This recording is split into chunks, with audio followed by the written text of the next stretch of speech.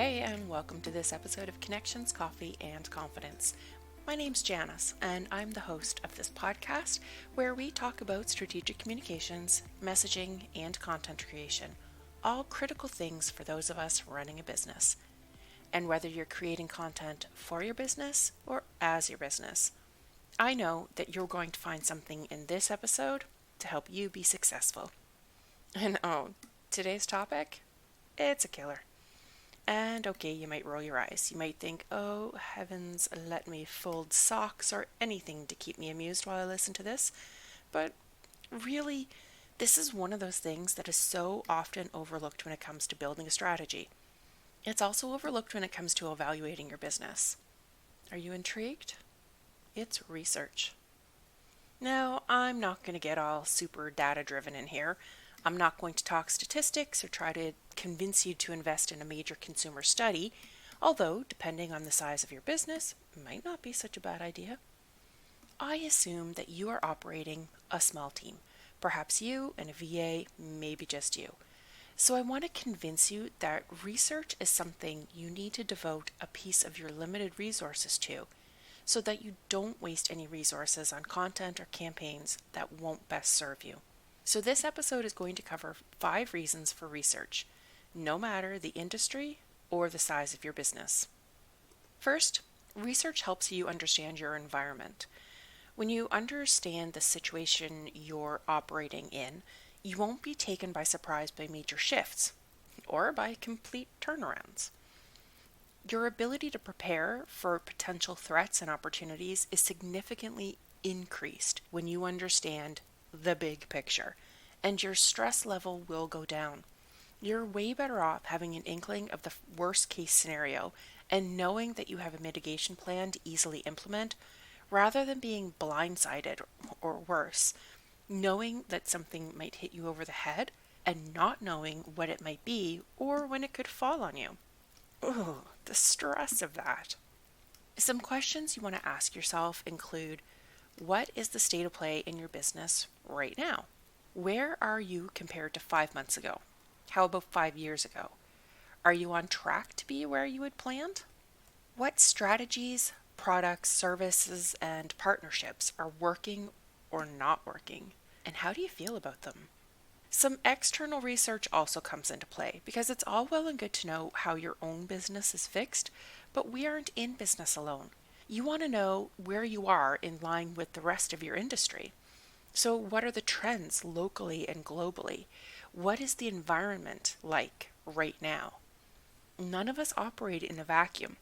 So what's happening in industries that are linked to yours that might have a knock-on effect on your business, or that might signal a trend that you can jump on and incorporate into your current operations or offering? I assume that you know how to look into your own data, just like I'm assuming that you know your data. Please tell me that you're tracking something, even your basic Google Analytics of web traffic or numbers of inquiries or appointments. These are great ways for you to track trends that aren't straight up just money related, because data is more than just money in the bank and out on bills. Data runs to soft stuff too, like positive and negative feelings, intentions, and memories as well. You'll research different things depending on your goals. So some simple ways to research these topics outside of your business include your favorite search engine, of course. Look up any industry research papers or thought leader articles. Look for an industry publication or find a person who's successful in your industry or in an industry adjacent to yours, and see if they've been on any podcasts or interviewed on YouTube. Because if you don't like to read, there are usually options for gathering information in a style that you can live with. And if you aren't much of an analyst, that's fine. There are always experts who are willing to talk about their favorite topics. You just need to find them, then sift through their information and check their conclusions as they apply to your current experience and to your future operations. The second is to research your audience. Yes, even if you are your own audience. We are human beings, and we make assumptions. We usually think our past experiences and thoughts are universal to people like us, but we're often wrong. And it's not a flaw, it's actually how our brain is wired. We think less by just making those assumptions, by making patterns and applying those patterns to people and situations. It saves us from having to think too hard, and it helps our brain conserve energy, so it's ready to react to the crazy things that require focus and intense thinking. So we all make assumptions, and from a brain health perspective, that's great. From a public relations, marketing, messaging perspective, not so much. Our assumptions make us run the risk of alienating our target audience, of missing our target audience, excluding people from our audience. And yes, missing and excluding are different. What I mean by missing our target audience is that we have people in mind that we want to speak to, but because we didn't research them, we don't use language that they understand, or we don't know their needs versus their wants. So we miss them. And by excluding, well, we all have some form of bias based on our personal experiences, and it's hard to include people when they simply aren't in your frame of reference. Like when my husband isn't at home and I'm meal planning, he's not in my frame. So I don't ask him if there's anything that he'd like to eat. I don't even think of him. However, he is impacted by my decisions. He does use my services and consume my products. So he is an audience member, and I probably should include him. A bit of research would remind me that he is indeed someone I should speak to. The exclusion piece is being really well covered by so many incredibly eloquent people, and I'm actually going to post a list in the show notes if this is something that you want to learn more about. When you don't research your audience, you won't know who your audience is. Kind of basic, right?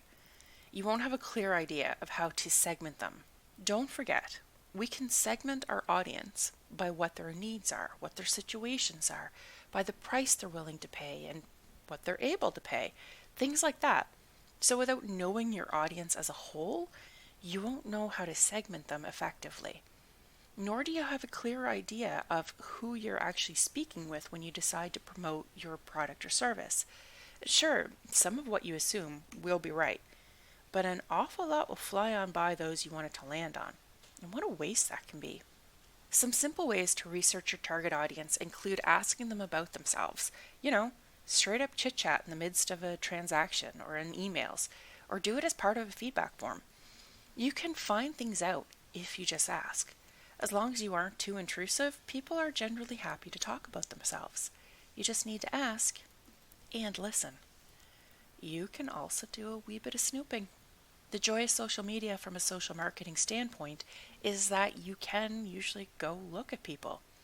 Now, yes, this is a totally double-edged sword, and I urge you to use this for good. Don't pry. But have a look in groups, say, at the language being used when people discuss whatever you want to address. What are they actually saying, and what's behind it? How can you use that information? Who are they? What does their situation seem to be? And last, have a look at your own work to date. If you blog, which ones have done well? And with who? Who's commenting? And what are they saying? If you have a few posts that blew up and then some that were dismal, it happens. But analyze them to see what was working and what wasn't and with whom. The third reason you should research leads on quite naturally from knowing your audience, and I've already touched on it a bit, and that's your messaging. If you don't have your messaging right, you are going to flop. It really is that simple. If you don't have clear messaging and the audience awareness of how to deliver that messaging in the most effective and efficient way, well, who are you even talking to? How are you selling your stuff or bringing people into your world? When evaluating your messaging, take a step back and look at it. Yes, I suggest you have it written out somewhere. And may I recommend my workbook on messaging, which you'll find at janisfogarty.com. When you look at what you've written down, ask yourself about the language you use. Is there jargon? Words that your average bear wouldn't necessarily use or understand. Do you have what is now referred to as social proof, but really just means testimonials? Do you ever get a text or a DM from a client or a customer who says something nice about you? All of this helps you develop your messaging. Do the words you have written include the benefits that people will get from your service or product? Is your messaging informative or instructive? Will people know what to do after reading or hearing you? Is it concise? And okay, yeah, I am a fine one for talking about being concise, I know. Sometimes I have more words than a dictionary and a thesaurus combined, but I swear I'm always working on refining my messaging, and I can spot wordiness a mile away. I've gone over a few ways to research your messaging when I was talking about audience. There is overlap, but there are some other ways to evaluate specifically your messaging. Once again, you can ask. If you have it written out, either in plain message format like bullet points or woven into an ad or a blog, you can hand it over to someone and ask them what they understand from the text. If they tell you what you want to hear, then you know your messaging is clear and on point. You can do what's called A/B testing, where you write or say something in two different ways and see which one gets the better response. Many email programs will allow you to do this with your titles, for example. Whichever one gets more opens, that's the one or the style that you roll with in the future. You can also do a Google search for your topic and scroll down to see the other suggestions. So you know when you type it in and then Google gives you the full screen full of links, but then at the bottom there are the similar searches? Well, that's data right there. It tells you what people are looking for and how they're describing it. And those are probably the people you want to target. So Google is actually giving you the messaging bits straight from the people looking for it. The fourth reason to research is to understand your results. Because results aren't always measured in dollars or pounds or euro, whatever. They can be measured in leads, in follows, in email subscribers, in a decrease in queries to your help desk, to a decrease in people contacting you through DMs because you've asked them to contact you through email. Okay, this is actually a goal of one of my clients. It's something that we're working on in her content. Your goals will outline what you measure for your results. But in order for the measurement to mean something, you have to have a baseline. And that needs to be done at the very beginning of your campaign or your efforts to communicate around your chosen topic. Unless you have the patience to go do that extra digging back in time, and no thank you. Some ways to easily research your baseline. Okay, basically it's math. Go look at your open rates, your click-through, your website bounce rate. Count the number of queries on a certain topic that you fielded over the last month. How much time have you spent on something? Because sometimes you might still get queries on a topic, but the questions are better, meaning you can answer them more quickly and spend less time on them. That's a win. You can also do a baseline survey of people and ask how they feel about what you do, or if they even know what you do, if you're looking to improve sentiment or awareness. How many people know what you do or feel good about your business? And then to check your results, you do the same thing. You just compare the numbers. The fifth reason to research is because as you research what you think your challenge is, you might find that you're wrong. And the problem is actually somewhere else in the chain of business events. You might find opportunities you didn't know existed. When you check your assumptions, sometimes things come to light that you didn't expect, and then you have the options to ignore the opportunity, which is totally fine, to tuck it away for later, or to jump on it. It might turn into a collaboration. It might turn into a gift idea for somebody else.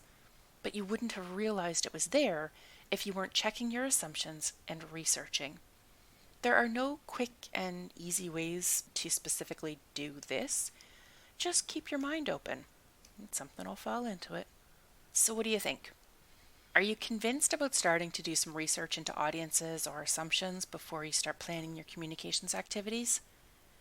Research is a major part of communications planning and strategy, simply because of the amount of waste it prevents. It might seem tedious or redundant sometimes, especially when we are our own audience, when we use our own products or we provide a service that we fell in love with. But understanding our environment, knowing and accurately segmenting our audience, having sharp, targeted messaging, knowing how to evaluate the results of our efforts, and uncovering opportunities are 5 fantastic reasons to build at least a bit of research into your communications work. And if you like the sounds of a straightforward and practical approach to communications planning, get on my waitlist for my strategic planning course at janisfogarty.com. Thank you so much for listening today, and if you know of someone who might get some benefit out of this information, why not send it to them or tag them on social media? You can also leave a review or a rating on whatever platform you're listening on. It helps other people to see my podcast and know that it's worthy of their time. And as an independent podcaster, I super appreciate your support. Until next time, my friend, have a fan-freaking-tastic rest of your day.